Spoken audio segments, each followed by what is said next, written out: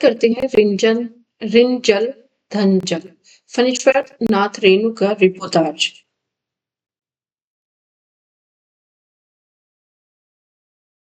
इसके प्राकथन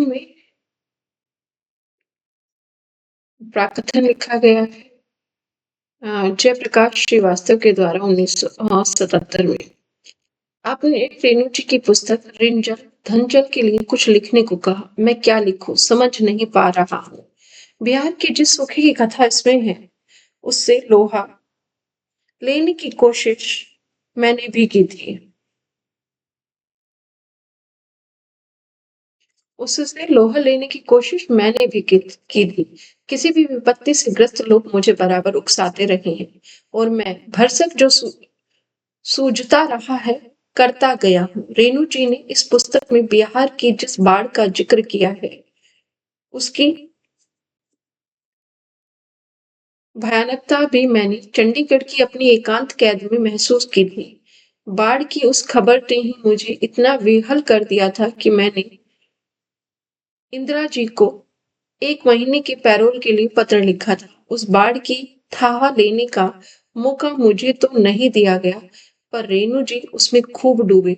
मनुष्य ही किसी क्रांतिकारी का और किसी साहित्यकार का प्राण बिंदु होता है। मनुष्य उसकी दूसरी एकाग्रता तोड़ देता है।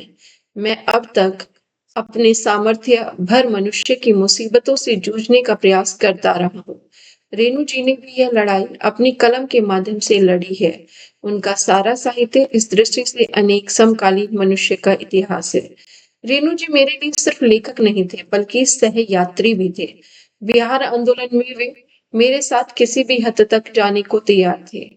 अब तो इतनी दूर तक चले गए कि ईश्वर की मर्जी के बगैर वहां तक पहुंचना संभव सा है असंभव सा है।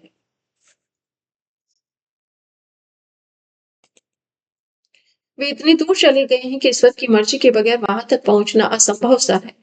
रिंजल धनजल पढ़ते हुए अक्सर मुझे रेणु जी का चेहरा याद आया। वह चेहरा जो हमारे बीच था, हम सबके साथ था। उसकी स्मृति में मेरे प्राण उस उनकी स्मृति में मेरे प्रणाम। जयप्रकाश नारायण 16 नवंबर 1977।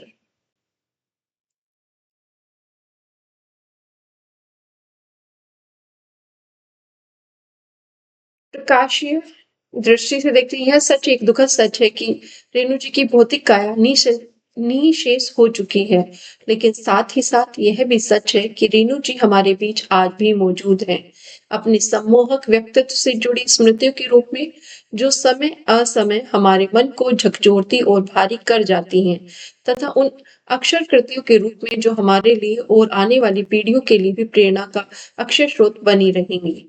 रेणु जी की यह कृति रिंजल धनजल कई दृष्टियों से ऐतिहासिक महत्व रखती है। पहली और मुख्य बात कि बाढ़ और सूखे की दो अभूतपूर्व दुर्घटनाओं का यह ऐतिहासिक दस्तावेज है, और दूसरी कि इसके प्रकाशन की पूरी रूपरेखा तय करने के साथ साथ इसका नामकरण तक स्वयं उन्होंने किया था, और इनके लिए इसके लिए 15-20 पृष्ठों की एक भूमिका लिख चुकने की सूचना भी उन्होंने दी थी, किंतु दुर्योगवश वह महत्वपूर्ण भूमिका में उपलब्ध नहीं हुई और उसी बीच सहसा उन्होंने हमेशा हमेशा के लिए आंखें मूंद ली। रेणु जी के जीवन काल में यह पुस्तक प्रकाशित नहीं हो सकी। इसकी कचोट हमें हमेशा रहेगी और अब तक यह पुस्तक उनकी उस भूमिका के बगैर ही प्रकाशित हो रही है। अब यह पुस्तक उनकी भूमिका के बगैर ही प्रकाशित हो रही है। यह दोहरा दुख भी उस कचोट में शामिल हो गया। यह एक मूल्यवान धरोहर थी रेणु जी की, जिसे अब हम पाठकों के हाथ में दे रहे हैं। रेणु जी के प्रति हमारे लिए यह मूक श्रद्धांजलि है।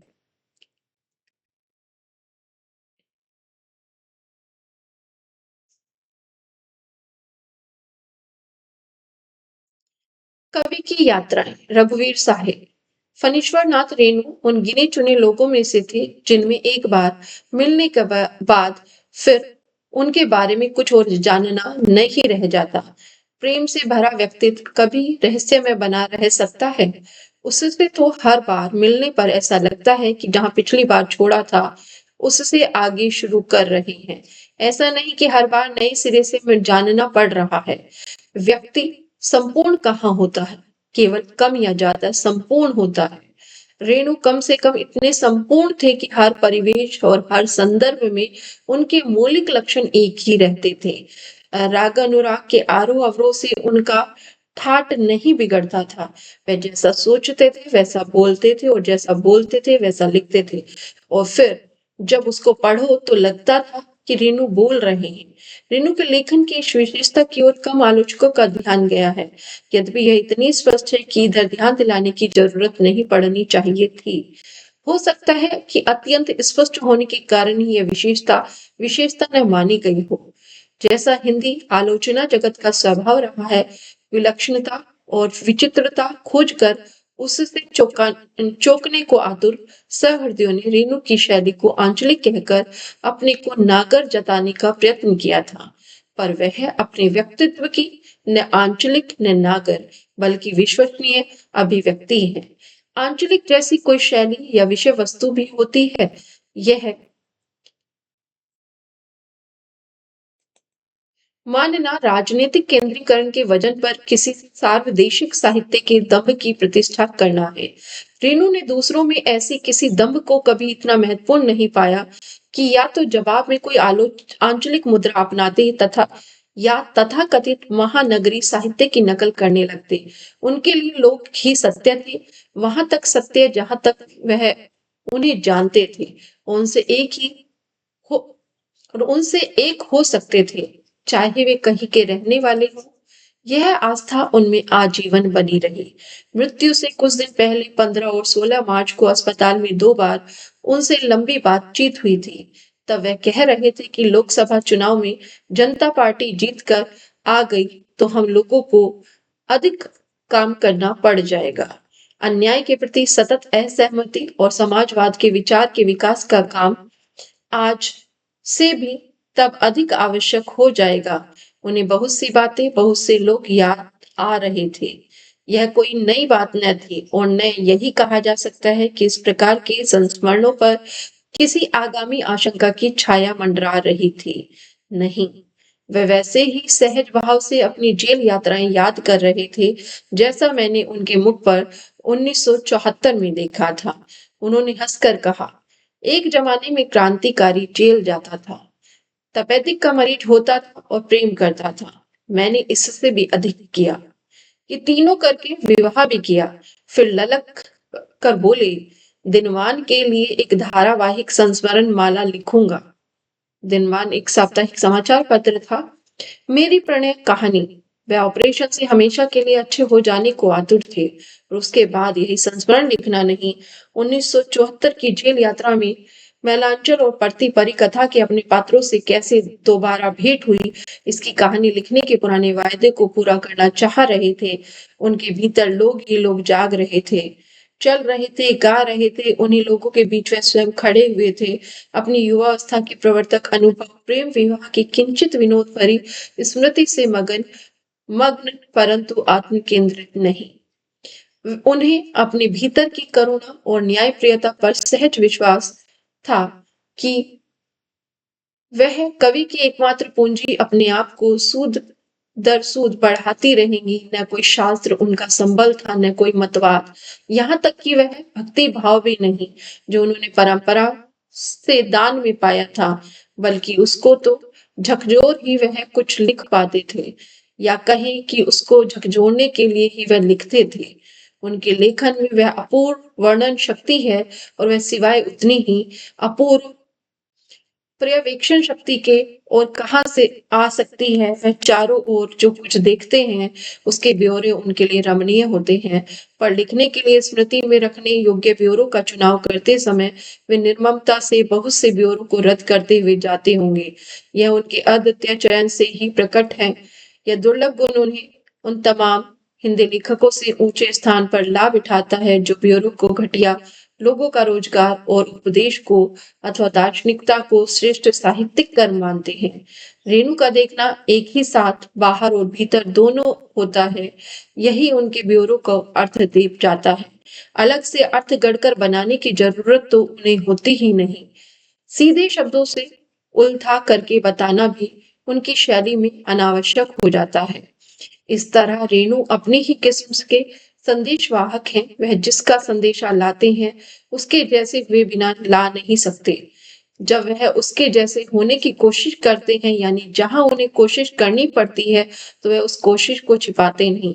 जैसे सितार वादक सितार की और उसकी सुंदरियों पर चलने वाले हाथ को नहीं छिपाता, जबकि हाथ नहीं स्वर ही उसका प्रिय है।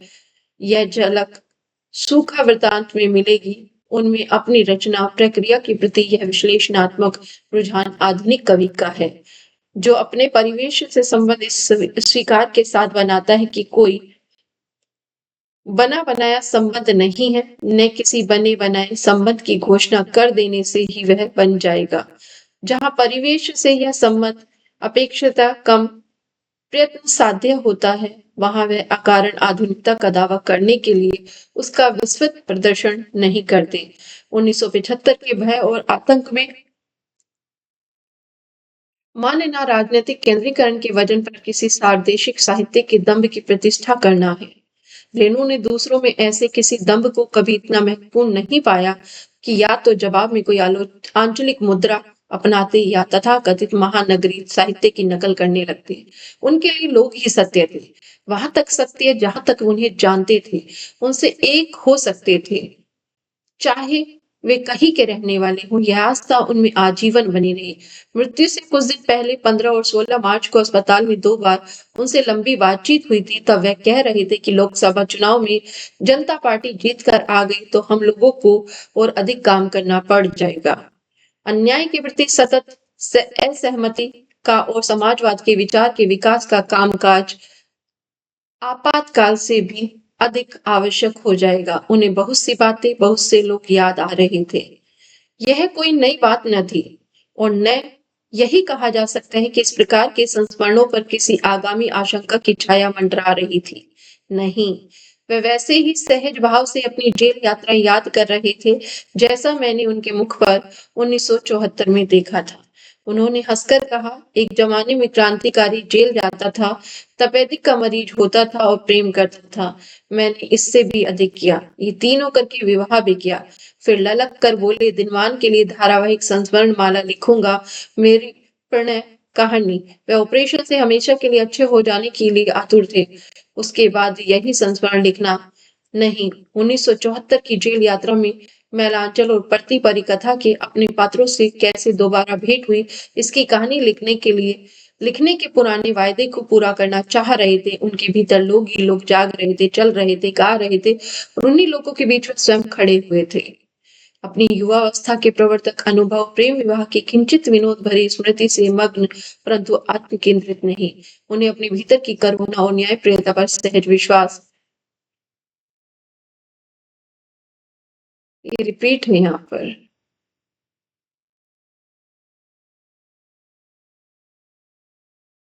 चलिए, था कि वह कवि की एकमात्र पूंजी अपने आप को सूद सूद कर बढ़ाती रहेगी। न कोई शास्त्र उनका संबल था, न कोई मतवाद, यहाँ तक कि वह भक्ति भाव भी नहीं जो उन्होंने परंपरा से दान में पाया, बल्कि उसको तो झकझोर कर ही वह कुछ लिख पाते थे, या कहें कि उसको झकझोरने के लिए ही वह लिखते थे। उनके लेखन में अपूर्ण वर्णन शक्ति है और वह सिवाय उतनी ही अपूर्व पर्यवेक्षण शक्ति के और कहाँ से आ सकती है। वह चारों ओर जो कुछ देखते हैं उसके ब्यौरे उनके लिए रमणीय होते हैं, पर लिखने के लिए स्मृति में रखने योग्य ब्यौरों का चुनाव करते समय वे निर्ममता से बहुत से ब्यौरों को रद्द करते जाते होंगे। यह उनके अद्वितीय चयन से ही प्रकट है। यह दुर्लभ गुण उन्हें उन तमाम हिंदी लेखकों से ऊंचे स्थान पर ला बिठाता है जो ब्यूरो को घटिया लोगों को रोजगार और उपदेश को या दार्शनिकता को श्रेष्ठ साहित्य कर्म मानते हैं। रेणु का देखना एक ही साथ बाहर और भीतर दोनों ओर होता है। यही उनके ब्यौरे को अर्थ दे जाता है। अलग से अर्थ गढ़कर बनाने की जरूरत तो उन्हें होती ही नहीं। सीधे शब्दों से उल्था कर बताना भी उनकी शैली भी में अनावश्यक हो जाता है। इस तरह रेणु अपनी ही किस्म के एक संदेश वाहक हैं। वह जिसका संदेश लाते हैं उसके जैसे हुए बिना ला नहीं सकते। और जब वह उसके जैसे होने की कोशिश करते हैं, यानी जहाँ उन्हें कोशिश करनी पड़ती है, तो वह उस कोशिश को छिपाते नहीं। जैसे सितार वादक सितार की ओर उसकी सुंदरियों पर चलने वाले हाथ को नहीं छिपाता, जबकि हाथ नहीं स्वर ही उसका प्रेय है, उसमें उनमें अपनी रचना प्रक्रिया के प्रति यह विश्लेषणात्मक रुझान आधुनिक कवि का है, जो अपने परिवेश से संबंध इस स्वीकार के साथ बनाता है कि कोई बना बनाया संबंध नहीं है, न किसी बने बनाए संबंध की घोषणा कर देने से वह बन जाएगा। जहाँ परिवेश से यह संबंध अपेक्षता कम प्रयत्न साध्य होता है, वहां वे अकारण आधुनिकता का दावा करने के लिए उसका विस्तृत प्रदर्शन नहीं करते। 1975 के भय और आतंक में पटना की बाढ़ में अपने घर में नजरबंद रेणु को सूखा क्षेत्र में जाने की तरह और नए चेहरों में अपना चेहरा पहचानने का प्रयत्न नहीं करना पड़ता, पर वह जहाँ है वहीं से जाते बहुत दूर दूर तक हैं। मनुष्य पशु पक्षी जो भी चलता दिखता है उसके साथ साथ जाते हैं, उनमें बिना अपना चेहरा पहचाने उनका लेखक पूर्ण नहीं होता, चाहे वे घर से बाहर न निकले हों और अजनबियों के बीच न गए हों। रेणु के जो दो वृत्तांत यहाँ प्रकाशित हैं, एक प्रकार से उनकी रचना जगत की एक अद्भुत घटना के प्रमाण है। एक में जहाँ उन्हें देश पार कर कहीं जाना पड़ा है, वह काल में अपने भीतर गए बिना अपूर्ण रहते हैं। दूसरे में जहाँ देश का संक्रमण नहीं होता, वहाँ काल में उनकी यात्राएं अनिवार्य हो गई हैं। तभी ने कहा कि रेणु एक संपूर्ण व्यक्ति है। दोनों वृत्तांतों में 9 वर्ष का अंतर है। इस बीच उन्होंने दिनमान में एक और संस्मरण माला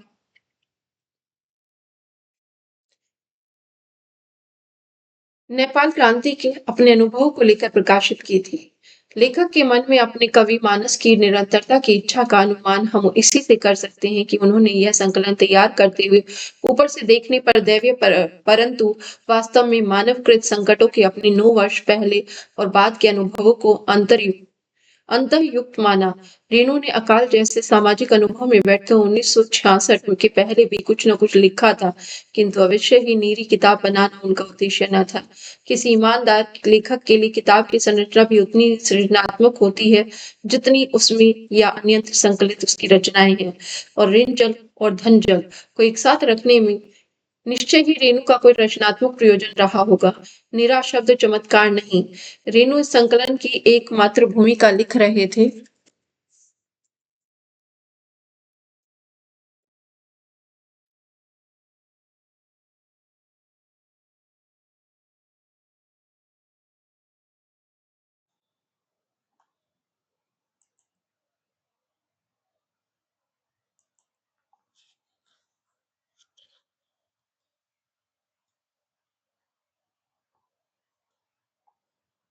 रेणु इस संकलन की एक भूमिका लिख रहे थे या लिख चुके थे। गांव से फरवरी 76 के एक पत्र में उन्होंने प्रकाशक को बताया था कि 15-20 पृष्ठ की वह भूमिका रवाना की जा रही है। जिस दिन भूमिका लिखने बैठा, चास नाला खदान की अभूतपूर्व दुर्घटना घट गई।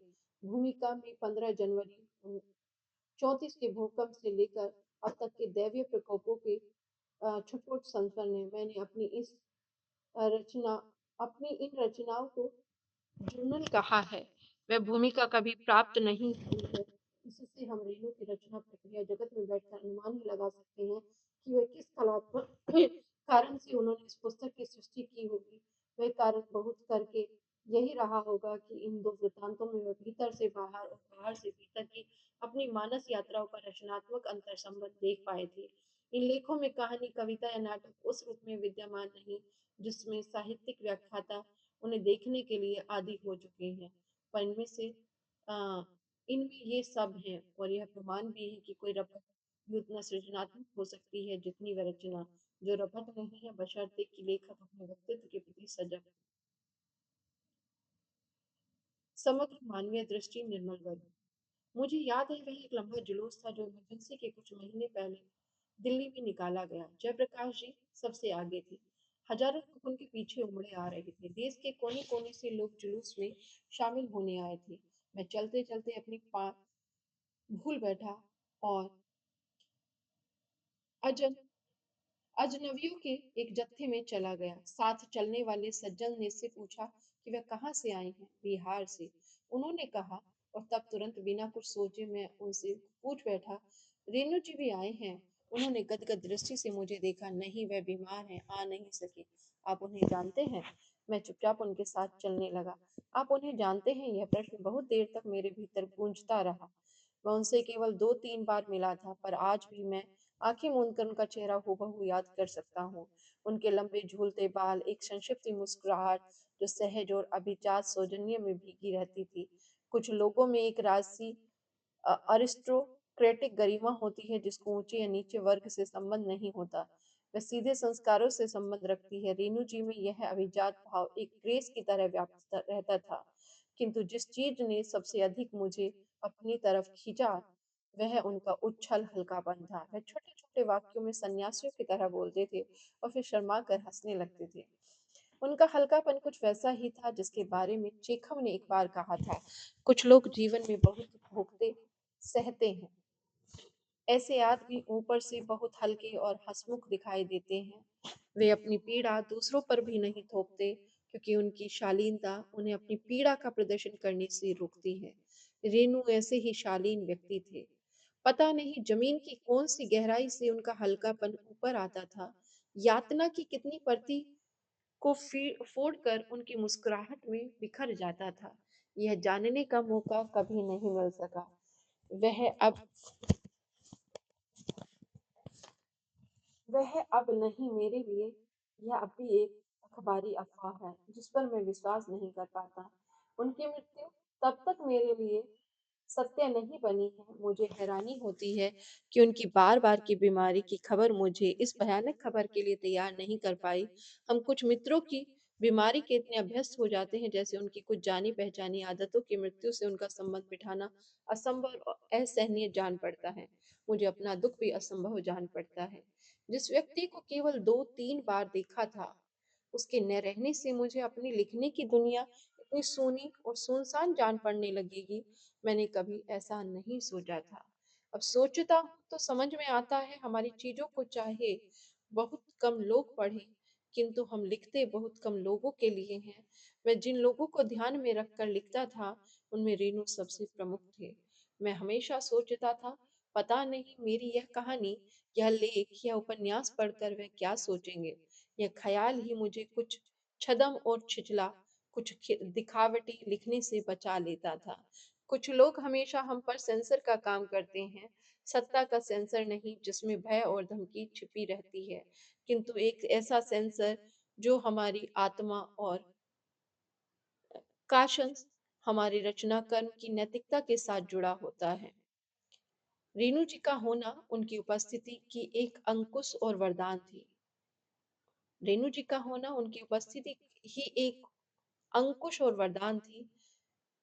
जिस तरह कुछ साधु संतों के पास बैठकर कि कुछ असीम कृतज्ञता का एहसास होता है, हम अपने भीतर घुल जाते हैं, स्वच्छ हो जाते हैं। रेणु जी की मूक उपस्थिति हिंदी साहित्य में कुछ वैसी ही पवित्रता का बोध कराती थी।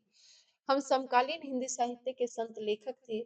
यहाँ मैं संत शब्द का उसके सबसे मौलिक और प्राथमिक अर्थों में इस्तेमाल कर रहा हूँ। एक ऐसा व्यक्ति जो दुनिया की किसी चीज को त्याज्य और घृणास्पद नहीं मानता, हर जीवित तत्व में पवित्रता और सौंदर्य चमत्कार खोज लेता है। इसलिए नहीं कि वह इस धरती पर उगने वाली कुरूपता, अन्याय और अंधेर और आंसुओं को नहीं देखता, बल्कि इन सब को समेटने वाली अगाध प्राणता को पहचानता है। दल दल को कमल से अलग नहीं करता, दोनों के बीच रहस्यमय और अनिवार्य रिश्ते को पहचानता है। सौंदर्य का असली मतलब मनोहर चीजों का रसास्वादन नहीं, बल्कि गहरे अर्थ में चीजों के पारस्परिक सार्वभौमिक दैवीय रिश्ते को पहचानना होता है। इसलिए उसमें एक असीम साहस और विवेक तथा विनम्रता छिपी रहती है। इस अर्थ में हर संत व्यक्ति अपनी अंतर्दृष्टि में कवि और हर कवि अपने सृजनात्मक कर्म में संत होता है। रेणु जी का समूचा लेखन इस रिश्ते की पहचान है, इस पहचान की गवाही है, और यह गवाही वो सिर्फ अपने लेखन में ही नहीं, जिंदगी के नैतिक फैसलों, न्याय और अन्याय, सत्ता और स्वतंत्रता की संघर्ष भूमि में भी देते हैं। रेणु की रेणु जी की इस पहचान में सौंदर्य की नैतिकता उतनी ही महत्वपूर्ण है जितनी नैतिक अंतर्दृष्टि की संवेदना। दोनों के भीतर एक रिश्ता है जिसके एक छोर पर मैलांचल है, दूसरे छोर पर है जयप्रकाश जी की संपूर्ण क्रांति। दोनों अलग अलग नहीं है, वे एक ही सब, एक लालसा, एक विजन के दो पहलू हैं, एक दूसरे पर टिके हैं। कलात्मक विजन और क्रांति दोनों की पवित्रता उनकी समग्र दृष्टि में निहित है। संपूर्णता की मांग करती है, एक ऐसी संपूर्णता जो समझौता नहीं करती, भटकती नहीं, सत्ता के टुकड़ों पर या कोरे सिद्धांतों की आड़ में अपने को दूषित नहीं करती। वे एक ऐसा मूल्य है जो खुली हवा में सांस लेता है और इसलिए अंतिम रूप से पवित्र और सुंदर और स्वतंत्र है। यह आकस्मिक नहीं था कि रेणु जी इस समग्र मानवीय दृष्टि को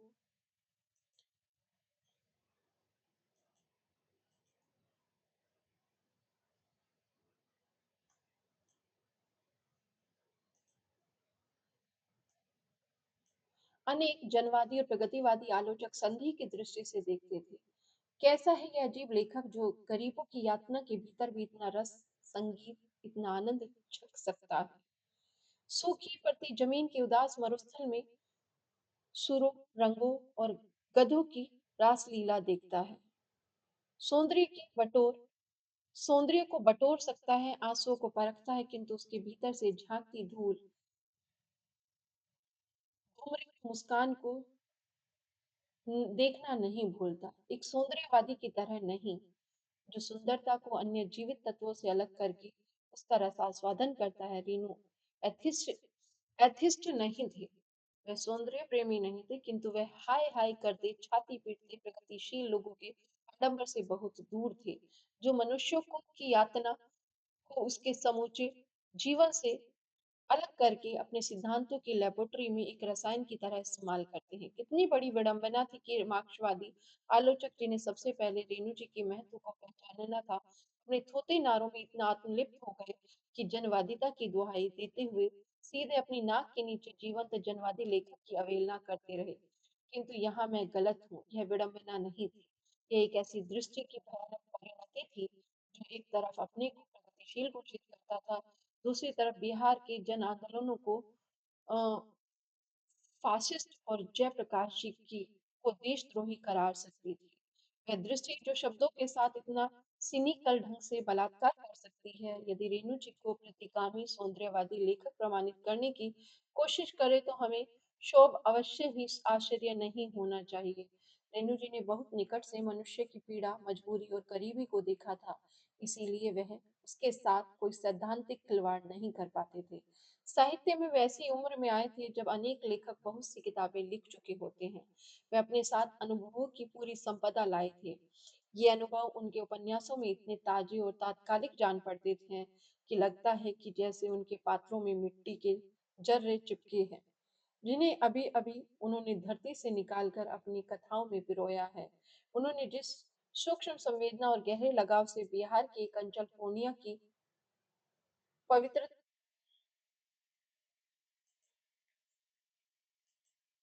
की पवित्रता का बोध कराती थी। एक सेकेंड। बिहार की एक अंचल पूर्णिया की ही पवित्रता का बोध कराती थी। वह सभी हिंदी साहित्य के संत लेखक थे।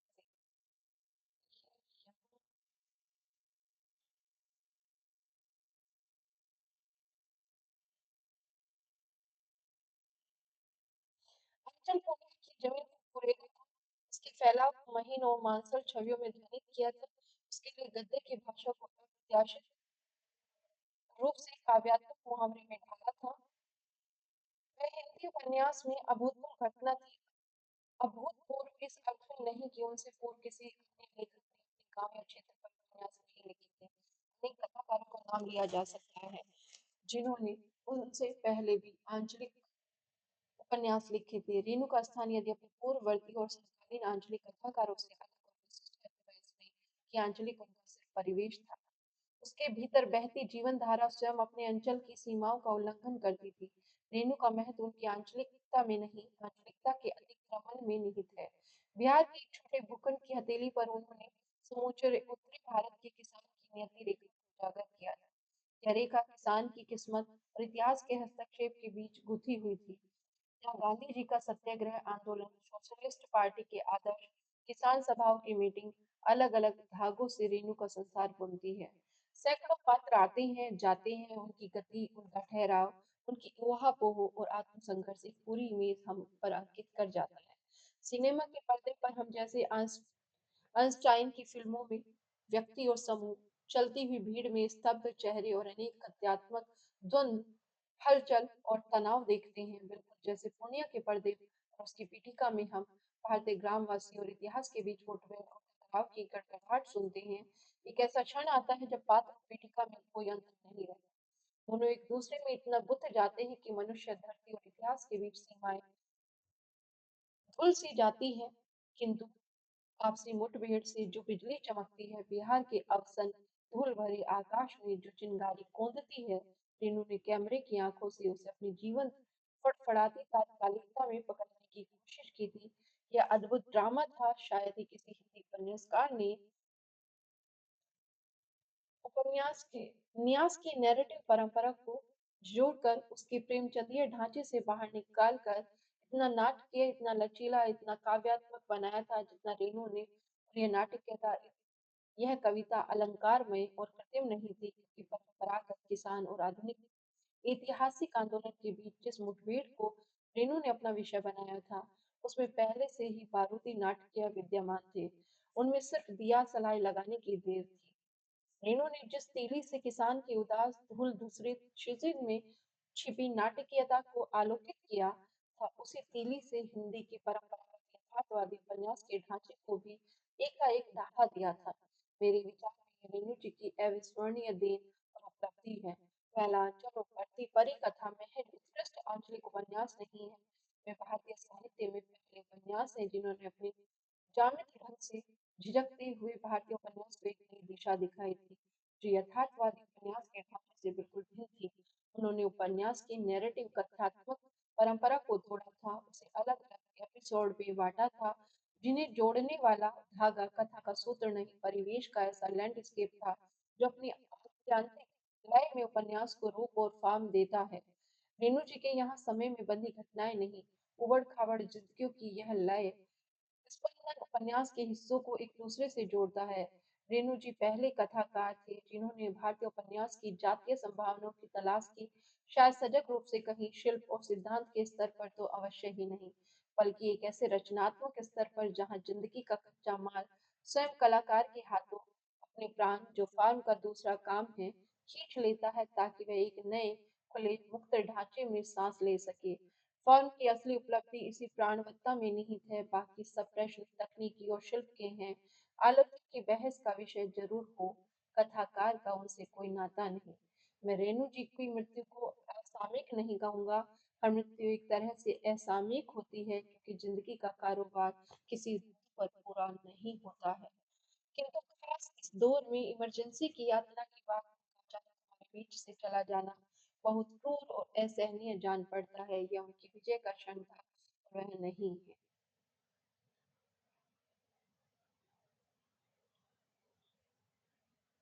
बाढ़ 1975। कुत्ते की आवाज। इसके अंतर्गत उन्होंने बाढ़ का वर्णन किया है, कुत्ते की आवाज का। ऋण जल धन जल के अंतर्गत ये शीर्षक है, कुत्ते की आवाज, जिसमें उन्होंने बाढ़ का वर्णन किया है।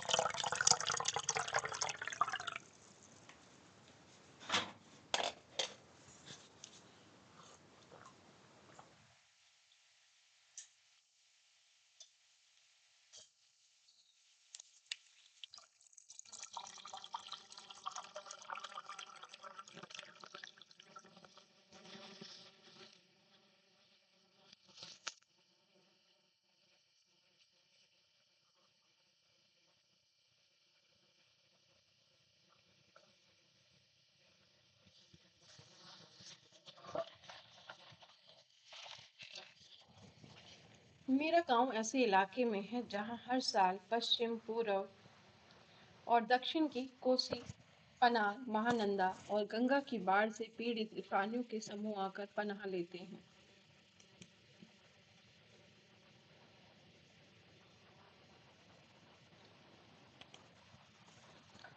सावन भादों में ट्रेन की खिड़कियों से विशाल और सपाट परती पर गायें, बैल, भैंस, भेड़, बकरों कि हजारों झुंड मुंड देखकर ही लोग बाढ़ की विभीषिका का अंदाज लगाते हैं।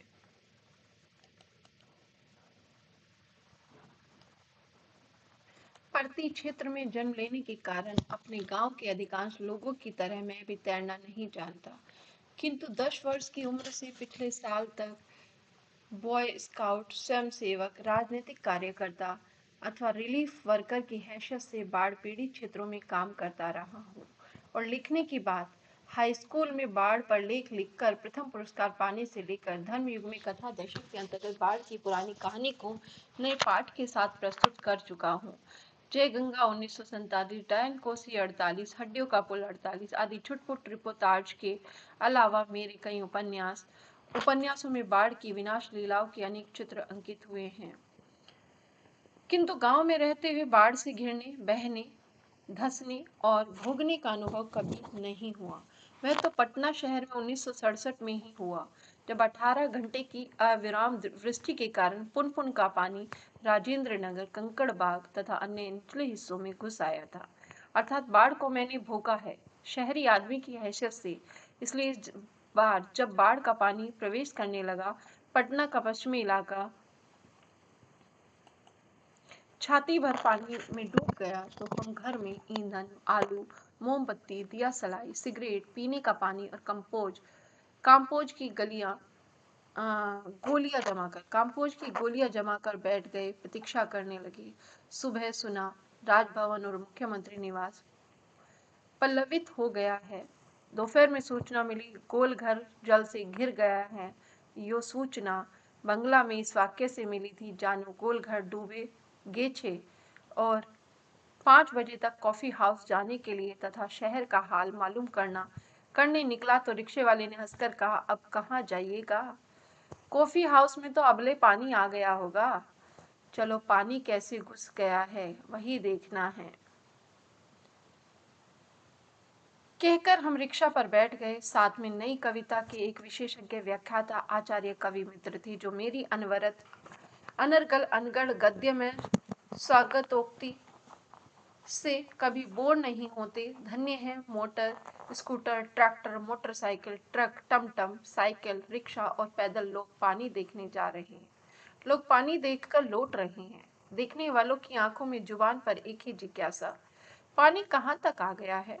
देखकर लौटते हुए लोगों की बातचीत फ्रेजर रोड पर आ गया है। आ गया क्या, पार कर गया। Shri Krishnapuri, Pataliputra colony, boring road, industrial area का कहीं पता नहीं। अब भट्टाचारी रोड पर पानी आ गया होगा। छाती भर पानी है। विमेंस कॉलेज के पास डुबाव पानी है, आ रहा है, आ गया, घुस गया, डूब गया, बह गया। हम जब कॉफी हाउस के पास पहुंचे, कॉफी हाउस बंद कर दिया गया था। सड़क के एक किनारे एक मोटी डोरी की शक्ल में गेरुआ भाग फैन में उलझा पानी तेजी से सरकता आ रहा था। मैंने कहा, आचार्य जी, आगे जाने की जरूरत नहीं, वह देखिए आ रहा है मृत्यु का तरल दूत। आतंक के मारे मेरे दोनों हाथ बरबस जुड़ गए और सभ्य प्रणाम निवेदन में मेरे मुंह से कुछ अस्फुट शब्द निकले। हाँ, मैं बहुत कायर और डरपोक हूँ। रिक्शा वाला बहादुर है, कहता है चलिए न थोड़ा और आगे। भीड़ का एक आदमी बोला, ए रिक्शा, करंट बहुत तेज है, आगे मत जाओ। मैंने रिक्शा वाले से अनुनय भरे स्वर में कहा, लौटा ले भैया, आगे बढ़ने की जरूरत नहीं। रिक्शा मोड़कर हम अप्सरा सिनेमा हॉल के बगल में गांधी मैदान की ओर चले। पैलेस होटल और इंडियन एयर लाइंस दफ्तर के सामने पानी भर रहा था। पानी की तेज धारा पर लाल हरे नियन विज्ञापनों की परछाइयां सैकड़ों रंगीन सांपों की सृष्टि कर रही थी। गांधी मैदान की रेलिंग के सहारे हजारों लोग खड़े देख रहे थे। दशहरा के दिन रामलीला के राम के रथ की प्रतीक्षा में जितने लोग रहते हैं, उससे कम नहीं थे। गांधी मैदान के आनंद उत्सव, सभा, सम्मेलन और खेल कूद की सारी स्मृतियों पर धीरे धीरे एक गहरी आवरण आच्छादित हो रहा था। हरियाली पर शने शने पानी फिरते देखने का अनुभव सर्वथा नया था। कि इसी बीच एक अधेड़ मुस्टंडा गवार जोर जोर से बोल उठा, ई जब दानापुर डूब रहा था तो पटनिया बाबू लोग उलटकर देखने भी ना गए थे। अब बूझो, मैंने अपने आचार्य कवि मित्र से कहा, पहचान लीजिए, यही है वह आम आदमी जिसकी खोज हर साहित्यिक गोष्ठियों में होती रहती है। उसके वक्तव्य में दानापुर के बदले उत्तर बिहार अथवा कोई भी बाढ़ग्रस्त ग्रामीण क्षेत्र जोड़ दीजिए। शाम के 7:30 बज चुके और आकाशवाणी के पटना केंद्र से स्थानीय समाचार प्रसारित हो रहा था। पान की दुकानों के सामने खड़े लोग चुपचाप उत्कर्ण होकर सुन रहे थे। पानी हमारे स्टूडियो की सीढ़ियों तक पहुंच चुका और किसी भी क्षण स्टूडियो में प्रवेश कर सकता है। समाचार दिल दहलाने वाला था।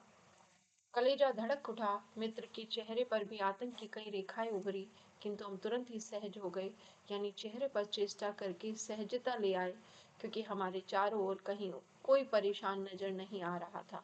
पानी देखकर लौटे हुए लोग आम दिनों की तरह हंस बोल रहे थे, बल्कि आज तनिक अधिक ही उत्साहित थे। हाँ, दुकानों में थोड़ी हड़बड़ी थी। नीचे के सामान ऊपर किए जा रहे थे। रिक्शा, टमटम, ट्रक सामान लादे जा रहे थे। खरीद बिक्री बंद हो चुकी थी। पान वालों की बिक्री अचानक बढ़ गई थी। आसन संकट से कोई प्राणी आतंकित नहीं दिख रहा था। पान वाले के आदमकद आईने के में उतने लोगों के बीच हमारी ही सूरत मुहरमी नजर आ रही थी। मुझे लगा, अब हम यहाँ थोड़ी देर भी ठहरेंगे तो वहाँ खड़े लोग किसी भी क्षण ठटका ठटका कर हम पर हंस सकते हैं। जरा इन बुजदिलों का हुलिया देखो, क्योंकि वहां ऐसी ही बातें चारों ओर से उछाली जा रही थी। एक बार डूब ही जाए, धनुष कोटि की तरह पटना लापता न हो जाए, कहीं सब पाप धुल जाएगा। चलो गोल घर के मुंडेर पर ताश की गड्डी लेकर बैठ जाएं। विस्को मान बिल्डिंग की छत पर क्यों नहीं भाई, यही माकूल मौका है। इनकम टैक्स वालों को इसी मौके पर काले कारोबारियों के घर पर छापा मारना चाहिए। आसामी बामाल राजेंद्र नगर चौराहे पर मैगजीन कॉर्नर की आखिरी सीढ़ियों पर पत्र पत्रिकाएं पूर्ववत बिछी हुई थी।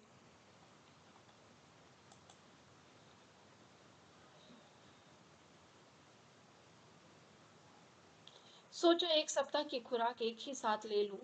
क्या क्या ले लूं? हिडली चेज, या एक ही सप्ताह में फ्रेंच जर्मन सिखा देने वाली किताबें, या योग सिखाने वाली कोई सचित्र किताब।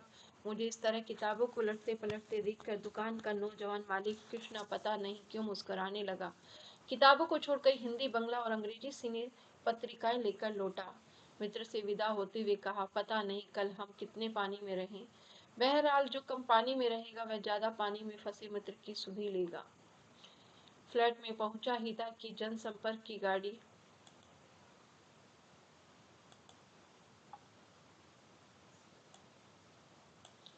भी लाउड स्पीकर से घोषणा करती हुई राजेंद्र नगर पहुंच चुकी थी। हमारे गोलंबर के पास कोई भी आवाज चारों बड़े ब्लॉकों की इमारतों से टकराकर मंडराती हुई 4 बार प्रतिध्वनित होती है। सिनेमा या लॉटरी की प्रचार गाड़ी जहां पहुंचते ही भाइयों पुकार कर एक क्षण के लिए चुप हो जाती है। पुकार मंडरात हुई प्रतिध्वनित होती है, भाइयों भाइयों भाइयों।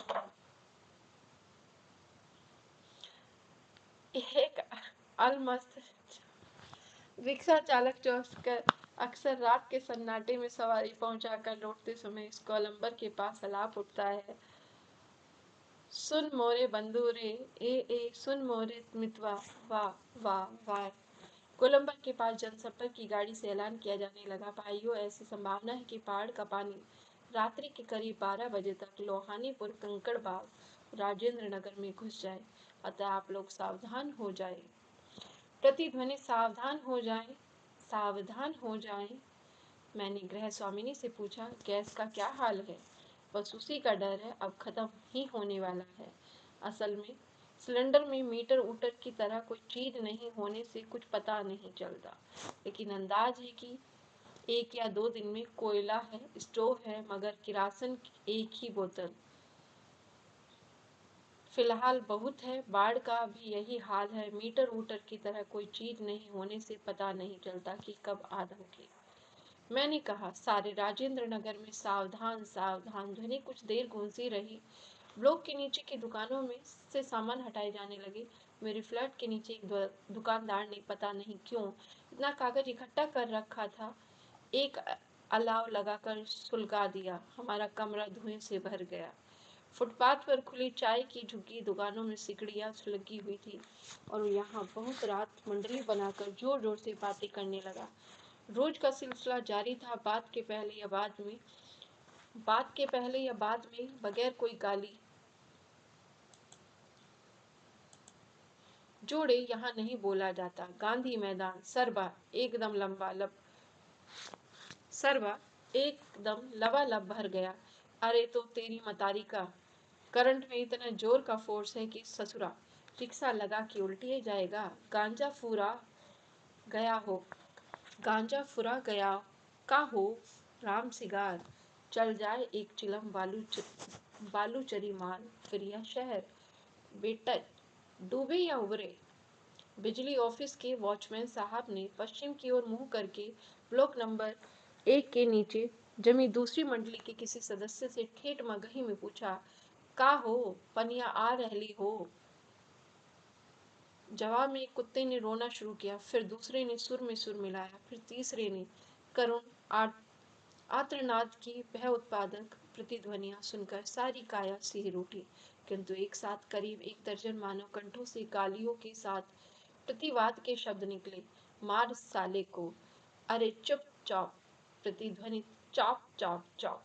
कुत्ते चुप हो गए, किंतु आने वाले संकट को वे अपने सिक्स सेंस से भाप चुके थे। अचानक बिजली चली गई, फिर तुरंत ही आ गई। शुक्र है भोजन करते समय मुझे टोका गया कि होलो खाचो ना केन।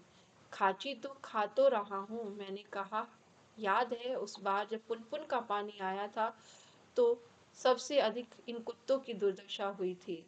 हमें भाइयों भाइयों संबोधित करता हुआ जनसंपर्कों वाला स्वर फिर गूंजा। इस बार ऐसी संभावना है कि बदले ऐसी आशंका है, कहा जा रहा था। और ऐलान में खतरा और होशियार दो नए शब्द जोड़ दिए गए थे। आशंका, खतरा, होशियार। रात के 10:30-11 बजे तक मोटर गाड़ियां, रिक्शे, स्कूटर, साइकिल तथा पैदल चलने वालों की आवाजाही कम नहीं हुई और दिन तो अब तक सड़क सूनी पड़ जाती थी। पानी अब तक आया नहीं। 7 बजे शाम को फ्रिज रोड से आगे बढ़ चुका था। नहीं, कुकर को भगाओ। बीमार नौजवान छप से पानी में उतर गया। हमारा कुकर नहीं जाएगा तो हम हूं नहीं जाएगा। फिर कुत्ता भी छपा पानी में गिरा। हमारा आदमी नहीं जाएगा तो हम हूं नहीं जाएगा। परमान नदी की बाढ़ में डूबे हुए एक मुँहसरों की बस्ती में हम राहत बांटने गए। खबर मिली थी वे कई दिनों से मछली और चूहों को झुलसाकर खा रहे हैं, किसी तरह जी रहे हैं। किंतु टीले के पास जब हम पहुंचे तो ढोलक और मंजीरा की आवाज सुनाई पड़ी। जाकर देखा, एक ऊंची जगह मचान बनाकर स्टेज की तरह बनाया गया बलवाही नाच हो रहा था। लाल साड़ी पहनकर काला कलूटा नटुआ दुल्हन का हाव भाव दिखला रहा था, यानी वे धानी है। धानी घर छोड़कर मायके भागी जा रही है और उसका घर वाला उसको मानकर राह से लौटाने गया है। धरनी कहती है, तुम्हारी बहन की जुबान बड़ी तेज है, दिन रात खराब गाली बकती रहती है और तुम्हारी बुढ़िया माँ बात कि पहले तमाचा मारती है, मैं तुम्हारे घर लौट कर नहीं जाती। तब घर वाला उससे कहता है, यानी गा गा कर समझाता है, चल गए धानी घर धूरी, बहनिक देवे टांग तोड़ी, धानी गे बुढ़िया के करवई घर से बाहर, ओ धानी घर लौट चलो, बहन के पैर तोड़ दूंगा और बुढ़िया को घर से बाहर निकाल दूंगा। इस पद के साथ ही ढोलक पर द्रुत ताल बजने लगा। धा गिड़ गिड़गिड़, धा गिड़ गिड़गिड़, चक्के चक्के चकधुम चकधुम चक्के चकधुम चकधुम चकधुम। कीचड़ पानी में लथपथ भूसे प्यासे नर नारियों के झुंड में मुक्त खिलखिलाहट लहरें लेने लगती है। हम रिलीफ बांटकर भी ऐसी हंसी उन्हें दे सकेंगे क्या? शास्त्री जी आप कहाँ हैं? बलवाही नाच की बात उठते ही मुझे अपने परम मित्र भोला शास्त्री की याद हमेशा क्यों आ जाती है। यह कभी बाद में एक बार 1937 में सिमरवणी शंकरपुर में बाढ़ के समय नाव को लेकर लड़ाई हो गई थी। मैं उस समय बालचर बॉय स्काउट था। गांव के लोग नाव के अभाव में केले के पौधों का भेला बनाकर किसी तरह काम चला रहे थे और वही सवर्ण जमींदार के लड़के नाव पर हारमोनियम तबला के साथ झिझिरी निजल विहार करने निकले थे।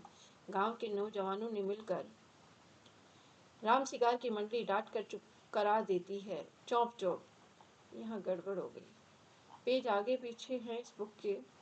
एक सेकेंड, 31 पेज गायब है।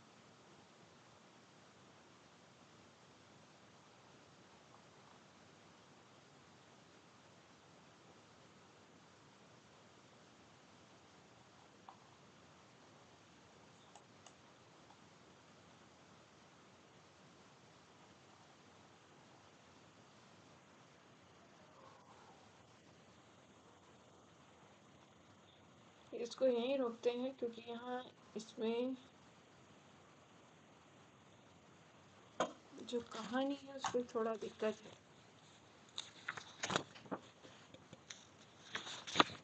एक सेकेंड देख लेते हैं और कहाँ तक पहुँचे हैं। चकदूर तक पहुँच गए, रुकिए।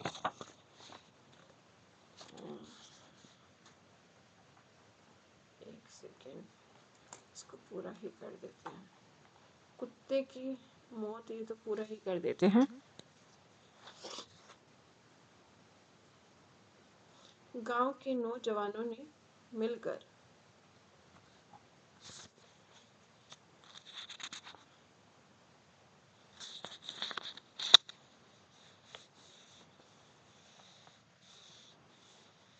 नाव छीन ली थी, थोड़ी मारपीट भी हुई थी। गांव के नौजवानों ने नाव छीन ली थी, थोड़ी मारपीट भी हुई थी। और 1967 में जब पुनपुन का पानी राजेंद्र नगर में घुस आया था, एक नाव पर कुछ सजे धजे युवक और युवतियों की टोली किसी फिल्म में देखे हुए कश्मीर का आनंद घर बैठे लेने के लिए निकली थी। नाव पर स्टोव जल रहा था, केतली चढ़ी हुई थी, बिस्कुट के डिब्बे खुले हुए थे। एक लड़की प्याली में चम्मच डालकर एक अनोखी अदा से नेस्कैफे के पाउडर को मथ रही थी, एस्प्रेसो बना रही थी। शायद दूसरी लड़की बहुत मनोयोग से कोई सचित्र और रंगीन पत्रिका पढ़ रही थी। एक युवक दोनों पांवों को फैलाकर बांस की लग्गी से नाव खे रहा था। दूसरा युवक पत्रिका पढ़ने वाली लड़की के सामने अपने घुटने पर कोहनी टेक कर कोई मनमोहक डायलॉग बोल रहा था। पूरे वॉल्यूम में बजते हुए ट्रांजिस्टर पर गाना आ रहा था। हवा में उड़ता जाए मेरा लाल दुपट्टा मलमल का, हो जी, हो जी। ट्रांजिस्टर पर गाना बज रहा था, हवा में उड़ता जाए मोरा लाल दुपट्टा मलमल का, हो जी, हो जी। हमारे ब्लॉक के पास गोलंबर में नाव पहुंची थी कि अचानक चारों ब्लॉक की छतों पर खड़े लड़कों ने एक ही साथ किलकारियों, सीटियों, फब्तियों की वर्षा कर दी। इस गोलंबर में किसी भी आवाज की प्रतिध्वनि मंडरा मंडरा कर गूंजती है। सो सब मिलाकर स्वयं ही जो ध्वनि संयोजन हुआ उसे बड़े से गुणी संगीत निर्देशक बहुत कोशिश के बावजूद नहीं कर पाते। उन फुवर युवकों की सारी एग्जीबिशनिज्म तुरंत छूमंतर हो गई और युवतियों के रंगे लाल लाल होठ और गाल काले पड़ गए। नाव पर अकेला ट्रांजिस्टर था जो पूरे दम के साथ मुखर था। नैया तोरी मझधार, होशियार होशियार, काहो राम सिगार पनिया आ रहलो है, ऊह न आ रहलो है। 2:30 बज गए मगर पानी अब तक आया नहीं, लगता है कहीं अटक गया अथवा जहां तक जाना था आना था आकर रुक गया, अथवा तटबंध पर लड़ते हुए इंजीनियरों की जीत हो गई शायद, या कोई देवी चमत्कार होगा। नहीं तो पानी कहीं भी जाएगा तो किधर से? रास्ता तो इधर से ही है। चारों ब्लॉकों के प्राय सभी फ्लैटों की रोशनी जल रही है, बुझ रही है। सभी जगे हुए हैं। कुत्ते रह रहकर सामूहिक रुदन करते रहते हैं।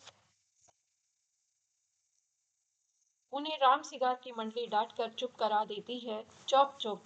मुझे अचानक अपने उन मित्रों और स्वजनों की याद आई जो कल से ही Pataliputra colony Shri Krishnapuri Boring Road के अथाह जल में घिरे हैं। जितेंद्र जी, विनीता जी, बाबू भैया, इंदिरा जी पता नहीं कैसे हैं, किस हाल में हैं वे।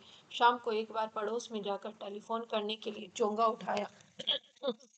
बहुत देर तक कई नंबर डायल करता रहा। उधर सन्नाटा था एकदम, कोई शब्द नहीं, टुंग फुंग कुछ भी नहीं। बिस्तर पर करवट लेते हुए फिर एक बार मन में हुआ लिखना चाहिए, लेकिन क्या लिखना चाहिए? कुछ भी लिखना संभव नहीं। और क्या जरूरी है कुछ लिखा ही जाए? नहीं, फिर स्मृतियों को जगाऊं तो अच्छा। पिछले साल अगस्त में नरपतगंज थाने के चकरदाहा गांव में के पास छाती भर पानी में खड़ी एक आसन प्रसवा हमारी और गाय की तरह टुकर टुकर देख रही थी। नहीं, अब भूली बिसरी याद नहीं। बेहतर है आंखें मूंद कर सफेद भेड़ों के झुंड देखने की चेष्टा करूं। उजली उजली सफेद भेड़ों की झुंड झुंड, किंतु सभी उजले भेड़ अचानक काले हो गए। बार बार आंखें खोलता हूँ, मूंदता हूँ, काले को उजला करना चाहता हूँ। भेड़ों के झुंड भूरे हो जाते हैं, उजले भेड़ काले भूरे, किंतु उजले उजले गेहूं के रंग के भेड़। ओई ध्याको, ऐसे गेछे जल। झकझोर कर मुझे जगाया गया। घड़ी देखी, ठीक 5:30 बज रहे थे। सवेरा हो चुका था। आ रहलो है पानिया, पनिया, पानी आए गयो। हो राम सिगार, हो मोहन, हो रामचनर, अरे हो। आंखें मलता हुआ उठा पश्चिम की ओर। थाने के सामने सड़क पर मोटी डोर की शक्ल में मुंह में झाग फेन लिए पानी आ रहा है, ठीक वैसा ही जैसा शाम को कॉफी हाउस के पास देखा था। पानी के साथ साथ चलता हुआ, निकिलोल करता हुआ बच्चों का एक दल उधर पश्चिम दक्षिण कोने पर दिनकर अतिथिशाला में, और आगे भंगी बस्ती के पास बच्चे कूद क्यों रहे हैं? नहीं बच्चे नहीं, पानी है वहां।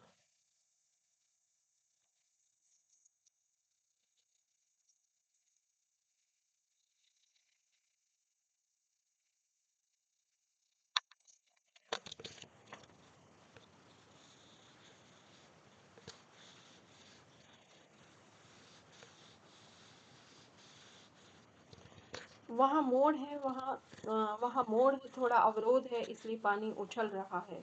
पश्चिम उत्तर की ओर ब्लॉक नंबर 1 के पास पुलिस चौकी के पिछवाड़े में पानी का पहला रेला आया। ब्लॉक नंबर 4 के नीचे सेठ की दुकान की बाजू में लहरें नाचने लगी।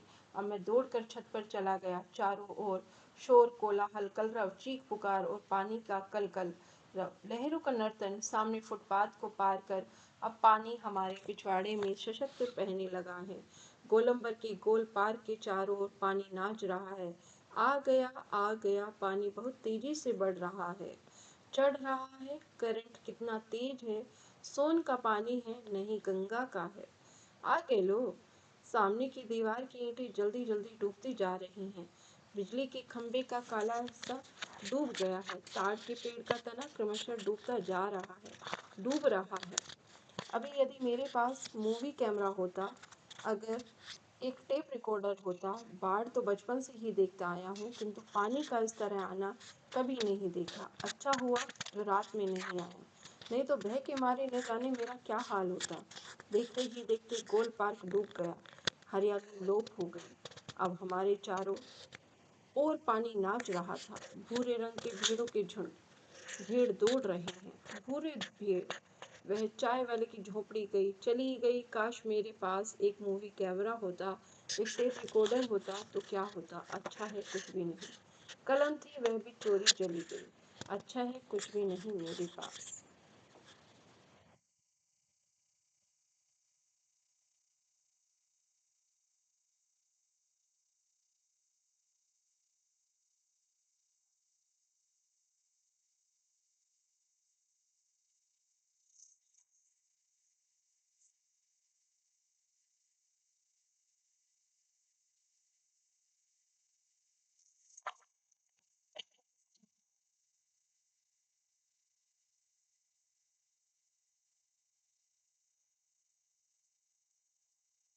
अचानक सारी देह में कंपकपी शुरू हुई। पानी के बढ़ने की यह रफ्तार है तो पता नहीं पानी कितना बढ़े। वहां कोई बैठा थोड़ी है कि रोक देगा। अब नहीं। बम।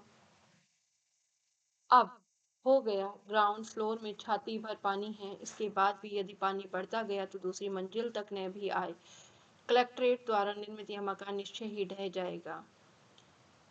कॉन्ट्रैक्टर द्वारा निर्मित यह मकान निश्चय ही ढह जाएगा। 1967 में पुनपुन का पानी एक सप्ताह तक झेल चुके हैं ये मकान।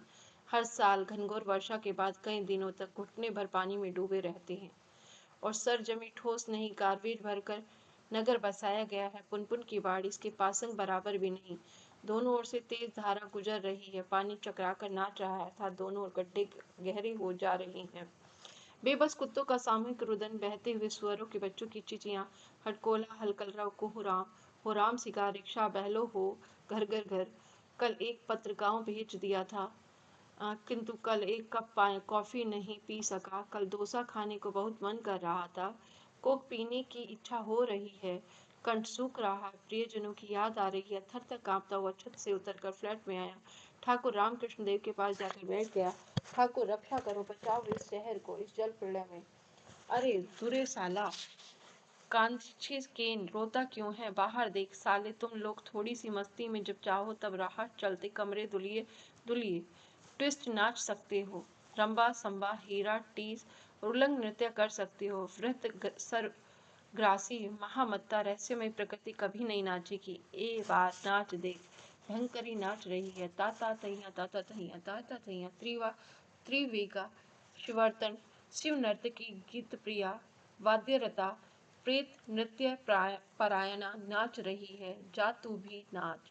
अगरबत्ती जलाकर शंख फूंकता है। नाचो माँ। उलंगिनी नाची रण रंगे आमरा नृत्य करी संगे। ताता थैया ताता थैया ताता थैया मद मदा मद मातिंगनी उलिंगनी जी भर नाचो। बाहर कलरव कोलाहल बढ़ता हो जाता है। मोटर, ट्रक, ट्रैक्टर, स्कूटर पानी की धारा को चीरती गरजती गुजरती है। सुबह 7 बजे ही धूप इतनी तीखी हो गई, सांस लेने में कठिनाई हो रही है। संभवतः ऐसी घड़ी में वातावरण में ऑक्सीजन की कमी हो जाती है। उमस, पसीना, कंपन, धड़कन तो क्या अब तुमुल तरंगने के तरल नृत्य और वाद्य की ध्वनियों को शब्दों में बांधना असंभव है। अब सिर्फ हिलोल कलोल कल कल कुल कुल, छहर छहर बह छहर छहर भर भर भर भर, सॉरी झर झर झर झर, अर है धिंगा धिंग धातिन धातिन तिन तिन धातिन आहा आहे मैया मैया। इस तरह से कलकल करती पानी बढ़ना रुक गया है। रुक गया है। 20 मिनट हो गए। पानी जस का तस जहाँ का तहाँ है। कम से कम अभी तो रुक गया है। तू ऊ। फिर मैंने शंख ध्वनि की। नहीं, रेलवे लाइन पर एक इंजन तार स्वर में चीख रहा है। तू। कड़वी चाय के साथ कंपोज 2 टिकिया लेकर बिछावन पर लेट जाता हूँ। आगे बात करेंगे अगले उसमें, जो बोले सो निहाल। ये विडिंजम धन जल से है, ठीक है। और इसके अलावा इसमें मैं पेज नंबरों का क्रम एक बार देखना चाहूँगी, क्योंकि इसमें थोड़ी सी गलतियाँ मुझे दिखाई दे रही हैं, तो उस पर कल बात करेंगे। आज हमने इतना ही देखा, ठीक है। रिंजल धलचल को हम आगे देखेंगे, ठीक है। चलिए अगली क्लास में इसको पूरा करते हैं। अभी इसको इतना ही